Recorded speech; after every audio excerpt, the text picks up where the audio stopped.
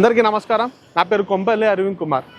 4 రోజుల కిందట నాగర్ కర్నూలు జిల్లాలో ఒక దళిత ఆడబిడ్డపై ఆమె తోటి విద్యార్థి అహ్మద్ అనే ఒక తురుకోడు ఈ అమ్మాయి 10th క్లాస్ చదువుతున్నప్పటి నుంచి ప్రేమ పేరుతో ఆమెను మోసం చేసుకుంటా హింసించుకుంటా శారీరకంగా వాడుకొని ఆ వీడియో అనేది బయట పెడతా బ్లాక్మెయిల్ చేస్తూ ఆ అమ్మాయిని కొట్టి బిట్స్ పిలానీలో సీట్ వచ్చినా చదువుకోకుండా ఆ అమ్మాయి జీవితాన్ని నాశనం చేసి అనేది ఒక వీడియో పెట్టాను.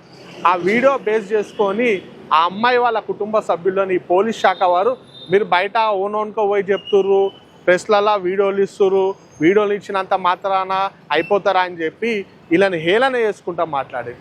సో ఆ కుటుంబ సభ్యులను తీసుకొచ్చి నేషనల్ ఎస్సీ కమిషన్ ద్వారా కంప్లైంట్ ఇవ్వడానికి వచ్చడం జరిగింది. ఈరోజు బాధిత అమ్మాయిని మరియు వాళ్ళ తల్లిదండ్రులను తీసుకొని ఎస్సీ కమిషన్లో కంప్లైంట్ ఇవ్వడం జరిగింది. మేము ఒకటే కోరుతున్నాం, అహ్మద్ అనే వ్యక్తి ఆడబిడ్డని ప్రేమ పేరుతో మోసం చేసి నానా రకాలుగా చిత్రహింసలు పెట్టిండు. అతనిపై చట్టపరంగా చర్యలు తీసుకోవాలా, ఆ కుటుంబ సభ్యులకి పోలీస్ శాఖనే రక్షణ కల్పించాలని కోరుతున్నాను. ఎందుకంటే ఏ రాత్రి ఎవడొచ్చి దాడి చేస్తాడో అనే భయంతో వాళ్ళు బతుకుతుర్రు.